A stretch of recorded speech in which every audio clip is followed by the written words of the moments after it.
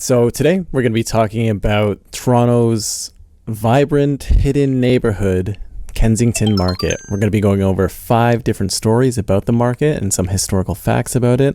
I was just there last weekend and I took lots of footage so you guys can see kind of how I explored the city while I talk about some interesting facts about it.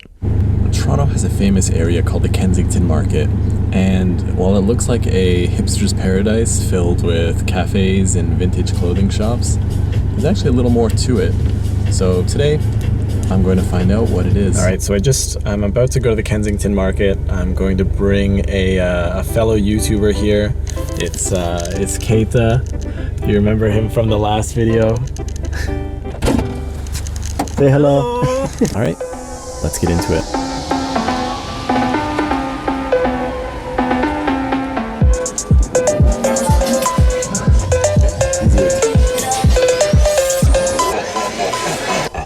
Kensington Market is famous for its pedestrian Sundays.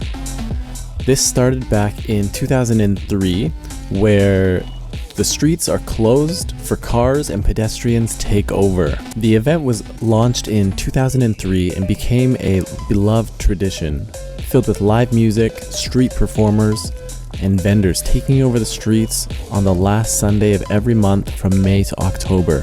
So if you're planning on coming to Toronto, it's best to come on the last Sunday of every month during the summer and fall to get the most of the Kensington Market. Now all of that sounds well and good, but the Kensington Market actually had its fair share of conflict. Cleanup on Yonge Street begins. But questions persist. How do we prevent a repeat of last night's rampage?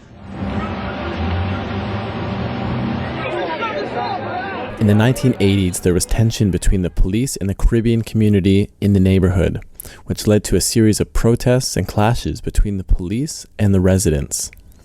The most violent of these clashes occurred in 1988 when a peaceful protest turned into a full-blown riot.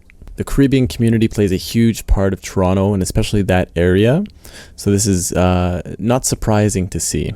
Did you know that the Kensington Market was actually first home to a Jewish immigrant community? One of the first groups to settle there was a Jewish community that arrived in the late 19th century. Many Jewish businesses in the area are centered around Augusta Avenue, which was known as the Jewish Market. Part of our city, which has been a destination for new Canadians for decades. But first, let's introduce the Jewish immigrants who first settled here and made Kensington Market their home. While not a large neighborhood, the ward served as the reception area for Jewish, Italian, Black, and Chinese immigrants. As a result, residents often had to deal with overcrowding. Health issues were also a concern. Lack of proper sanitation and poor living conditions generally made for a difficult life. Despite these challenges, Toronto's newly arrived Jewish community built schools and synagogues. If you're into music and the underground music scene, maybe you've heard of this one before, and that's that Kensington Market has a huge underground music scene.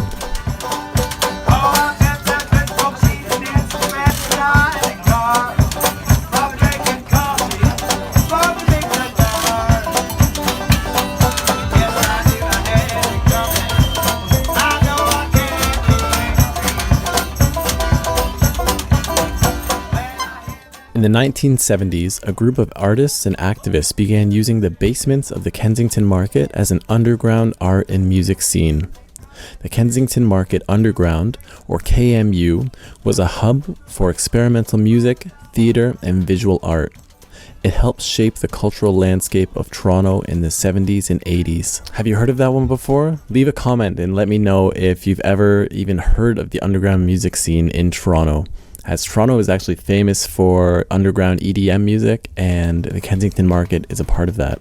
Also, you're watching the Cameron Explores channel. I'm trying to become a full-time YouTuber. You can help me with that just by leaving a like on this video, and if you want to see future content, please hit the subscribe button. All right, let's keep going. Finally, the last one I want to talk about today is Kensington Market's art. Not just any type of art though, Kensington Market's street art. the colorful and electric art that paints on all the walls of Kensington Market. Some might call this graffiti, others might call this street art. Whatever you want to call it, there is tons of it in the Kensington Market, and it's a staple. When you go there, you're going to see some beautiful art.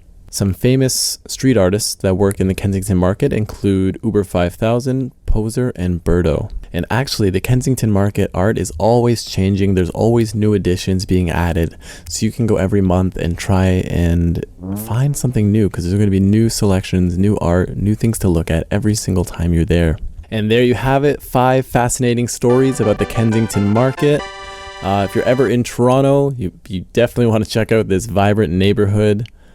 And if you like this content and you like this channel, please hit the subscribe button. All right, and I'll see you next time.